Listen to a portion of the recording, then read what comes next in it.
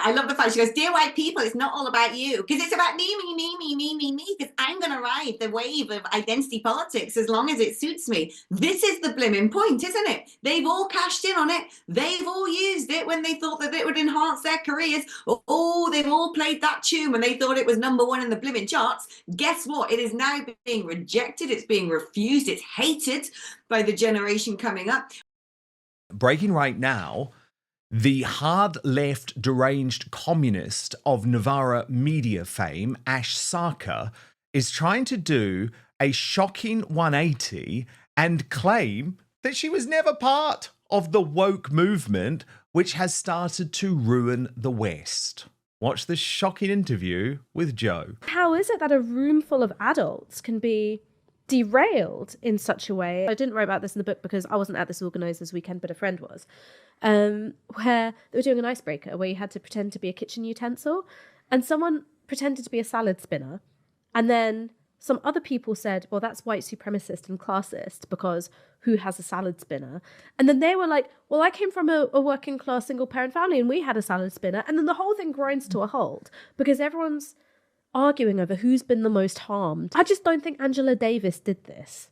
I don't think that Huey Newton did this. I don't think that George Jackson, when he's in Soledad prison, was like, how have I been harmed? And then was like, okay, but then what accounts for this change? And so I look at the origins of identity politics and I look at the way in which it has become just so obsessed with the self. And I'm not saying that all of these ideas are bad or that they're always bad, but I think that good ideas have become blown out of proportion and applied to everything. So everything becomes like epistemic harm. And at no point has anyone gone, get a grip. And I think the reason why they don't isn't because they think it's fine. I think it's because they're scared of social ostracism. Yep. Now, is it the same Ash Sarkar who said this? Been talking about today together is whiteness as a composite. So rather a single process of racialization against a single tangible racial other, we're going to realize that it's made up of lots of different processes of racialization. For me, the metaphor that I find useful for thinking about whiteness as a composite is Isaac Newton's 18th century experiments with light. And at the time, the scientific consensus that white was the purest form of light. It wasn't made up of anything else. And through his use of prisms, he found out that actually it was a composite of every single color of the spectrum. That's the way I like to think of whiteness. It's a composite of every process of racialization that white people have imposed. Was it really the same Ash Sarkar who asked, how white is Brexit? And maybe even the same Ash Sarkar who said this. Now, so viewers of colour, go make a cuppa or listen to D'Angelo. I understand the pushback. I understand that lots of white people feel annoyed by the idea that they benefit somehow from their whiteness, or that the presence of white people automatically means the presence of racism. I really understand that. But with all love and all kindness, this really isn't about you. Alex Phillips. They're realising, aren't they? But we have the receipts, Ash Sarkar. Yeah, I love the fact she goes, "Dear white people, it's not all about you, because it's about me, because I'm going to ride the wave of identity politics as long as it suits me." This is the blimmin' point, isn't it? They've all cashed in on it. They've all used it when they thought that it would enhance their careers. Oh, they've all played that tune when they thought it was #1 in the blimmin' charts. Guess what? It is now being rejected. It's being refused. It's hated by the generation coming up. I've actually got a lot of faith now in the under 16s. At one point, I was really worried about them, and I thought, we're doomed. They're going to be really woke. They're going to be woker than the Gen Zs, who are woker than the millennials, and onwards and onwards. But actually, they're pretty sound. And what she clearly has discovered is that algorithm doesn't like her and doesn't like those politics. America doesn't like her and doesn't like those politics. Europe doesn't like her and doesn't like those politics. In fact, that rubbish is about to die. And so she turns around and goes, "Oh, well, I never liked it all along." Now she knows she cannot be successful off the back of it. Well, do you know what? Revenge is a dish best served cold. And you know what as well, Ash? I believe in karma. You probably understand the meaning of that word, so perhaps apply it. Yes, indeed. And are we going to see a lot more of this, Alex, from hard left commentators almost try and disown their previous stances because they can see where the world is moving to? I am loving the death spiral. Do you know what? Sit me back with a glass of gin and tonic and a bag of crisps, and I'm just going to watch it all implode. I'm going to watch Sky News lose all their money. I'm going to watch the Labour Party be voted out next election. I'm going to watch the tidal wave of populism take over the West. I'm going to watch the fight back. I'm going to watch all of these people who had their moment in the sun being assholes about everybody, because let's be fair, that's what identity politics is. It isn't nice, it isn't kind, it isn't cuddly, it isn't righteous. It is completely narcissistic, and it is unpleasant and spiteful and bullying and divisive. So they've had their moment and they got away with it. So they thought, but guess what? It's all going to come crashing down. It started. We know it started. That second victory of Trump in the recent American elections was a tipping point. We all knew it. Everyone in the West had their eyes on the election because they thought, you know what, this is the decisive moment. If it goes Kamala Harris, we're stuck with this rubbish. If it goes Trump, this is the beginning of the end of all of this nonsense. Because, you know, the vast majority of people, whether it be in America or Canada or Australia or New Zealand or France or Spain or Italy or Poland or you name it, the vast majority of people hate this rubbish. They've hated wokeness. They've suffered through it, feeling alone, feeling silenced, feeling ostracized. And then all of a sudden they've realized they're not alone. They've looked at that election result and gone, we're the majority. And now they've realized that they've got the power to get rid of it. And that includes you, Ash Sarkar. So bye-bye. Bye-bye. But first, the reason you're watching this show is because you know that these days it's almost impossible to trust the mainstream media or the so-called fact-checkers who claim to patrol social media. And that's for a very good reason, given the Brexit debate, COVID debacle, demonization of Donald Trump, describing Reform UK as dangerous. You get it right. But I have the solution.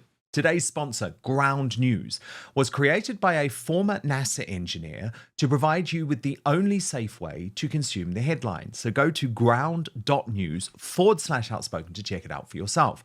But let me show you this incredible website and app in action. So let's take the recent game-changing speech by the US Vice President J.D. Vance to the Munich Security Conference, where he just tore into the European governments, including ours here in the UK, for the despicable retraction of free speech. And what you can see very clearly on Ground News, which collates the 361 sources in one place, is instantly how the story is being covered, broken down by whether the media leans to the left or the right. This is illustrated by Ground News' brilliant bias distribution service. If you scroll down, you can see every article about this topic broken down by the political position and ownership of the publication. So in this case, it shows quite clearly that Newsmax and GB News gave fair and accurate coverage focused on how finally JD Vance had the guts to point out uncomfortable truths to European leaders. But by stark contrast, the left-wing Huffington Post claimed the speech left all of Europe aghast, while The Independent missed the lead altogether to focus on Vance's joke about Elon Musk, which they claimed bombed. It didn't, by the way.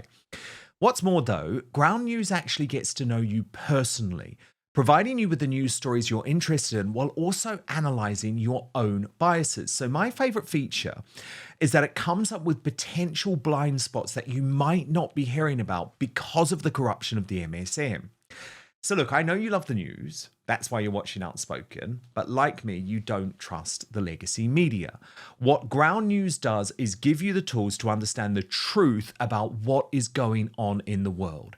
This is the only way I read the news now. It allows you to see through media bias and manipulative narratives without needing to rely on the MSM to define the truth for you. So go to ground.news/outspoken to check it out. And guess what? Subscribe through my link today and you'll get 40% off the Vantage plan, which is what I use for unlimited access. Ground News is subscriber funded and supporting my sponsors also supports my work. So for less than a Netflix subscription, you can get all the world's news in one place and think for yourself. It's been a game changer for a news junkie like me. That's ground.news/outspoken. But now back to the show. There is a really serious side, Alex, though, to what they did to our society. And I think Brendan O'Neill in Spiked Online summed it up absolutely perfectly. He said, "Let us speak plainly. Women were raped because of the deranged policy of putting men, trans women, into women's prison. Does Sarkar still support that policy?" These are the true wages of woke. Perhaps it was just a fad to the middle class left, which might now be discarded. Maybe for the liberal elites, it was just a means of accruing virtue. But for others, women, gay kids, working people, it was a poisonous ideology that impacted in the most awful ways on their lives, livelihoods, and bodies. If you were a cheerleader for this politics, it's not good enough to just say, "Oops, sorry." Ash, this mea culpa of sorts is too little and far too late. Yeah, I actually, do you know what? I agree with what he says. Just saying sorry shouldn't be enough. These people have caused untold damage as a collective, and they did it to protect themselves. They did it with sharp elbows to get ahead and above and beyond other people, to push people down, to make themselves look good. They didn't care about the ramifications. A lot of people, I don't think, actually thought it through. They were too obsessively narcissistic about wanting to keep up with the Joneses to actually think of the real world impact, but they went along with it. They all got dragged along with the bullies because they wanted to run with the cool kids and didn't spare a thought of the one at the corner of the classroom crying, ostracized, alone, and losing everything. And so in many respects, saying sorry isn't enough. And I think that what will happen now is a lot of people who were very much the cheerleaders of this stuff will find themselves punished economically because the marketplace is now going to respond. But at the same time, do you know what? The people who didn't go along with it should hold their heads up high, because they're not cruel, because they stood up for what was right, because they had good core moral values, because they knew this stuff smelled. They knew this was unpleasant and divisive and spiteful and classist and snobbish and nasty and had a huge undercurrent of unpleasantness. And so if those are the people who didn't go along with it, we are better than now punishing these people. It's going to happen, like I said, karmically. The market forces will speak. Their time in the sun is over. Let that be the end of it, because actually I quite value the fact that non-woke, anti-woke people are essentially anti-spiteful, anti-vengeful. So let us remember that and continue to be bigger and better. I mean, Alex, yes. I do just laugh, though. I mean, they did not see the irony at Novara Media of selling a t-shirt for £20 with her famous catchphrase, "I'm literally a communist." They didn't see the irony in that. And when it comes to Novara Media, I remember people like me, people like Julia Hartley-Brewer, fighting for them, Alex, fighting for their free speech when YouTube decided to demonetize them a few years ago. They would never return the favor. They hate us. Oh, they hate us, but now they want to be us, you know? It's a bit like, you know, those American rom-coms where you've got the ugly girl at school with the glasses and the freckles and the braces and the frizzy hair, and all the mean girls laugh at her and go, ha, ha, ha, ha, ha, ha.